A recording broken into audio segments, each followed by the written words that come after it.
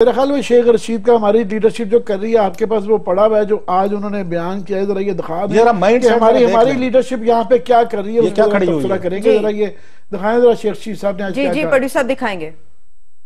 अगर मेरे मोहल्ले का मौलवी मौलाना अशरफ अली साहब या हुसैनुद्दीन शाह साहब मुझे ये ऐलान करें असर की नमाज के वक्त कि जिहाद फर्ज हो गया है, मैं जिहाद पे निकलूंगा।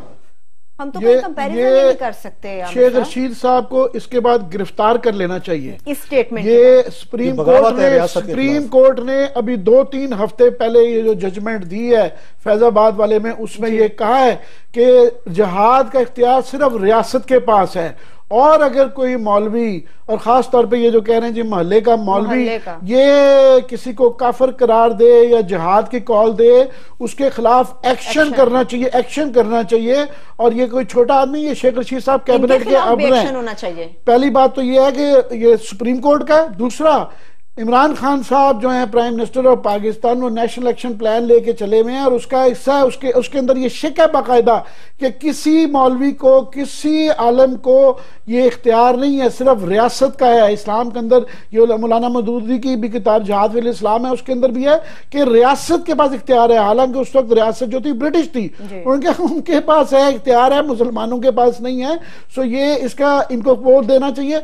शेख रशीद साहब जो हैं, ये पहली बात तो ये कि ये सिगार पी के जो है ना हवेलियों से ही जहाज चलाते रहे। इन्होंने लोगों के बच्चे मरवाए हैं, इन्होंने अपने बच्चों का देखा नहीं है, अपने हैं भी नहीं है, इसलिए दर्द भी शायद सख्त बात है, शायद दर्द नहीं महसूस करते। क्या है, हम बड़े नाकिद हैं बिलावल की कई चीजों का, मगर वो जहाद के हवाले से, मुआशरे को दुरुस्त करने के हवाले से वो बड़ी ठीक बातें कर रहे हैं। और बेनजीर भुट्टो ने अपनी जान दी है, और आखिरी जो तकरीर थी या आखिरी चंद महीनों में जो तकरीरें थी वो बड़ी क्लियर थी कि पाकिस्तान का सबसे बड़ा मसला है, और पाकिस्तान का मसला है ऐसे मौकों पे कि जब हमारे एक क्राइसिस चल रहा है और हम ये दुनिया को मैसेज देना चाह रहे हैं कि हमें वो ग्रे लिस्टों से हटाएं और हम अपने दुरुस्त करें। तो कैबिनेट मिनिस्टर आपके ये बातें कह रहे हैं, तो इनमें ये थोड़े से ज्यादा फैजुल हसन चौहान ही है, इनमें और फैजुल हसन चौहान में क्या फर्क है? तो अगर उसकी सर्जनिश हो सकती है तो इनकी भी सर्जनिश होनी चाहिए, और ये इनको वापस देना चाहिए अपना बयान कि मोहल्ले के मौलवियों के पे ये पाकिस्तान की सल्तनत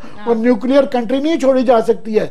तो ये मोहल्ले की मौलवी के पास जाके बैठे, इनका लेवल उससे ज्यादा है नहीं है, ये कैबिनेट के मिनिस्टर डिजर्व नहीं करते। सही है, उनका पैगाम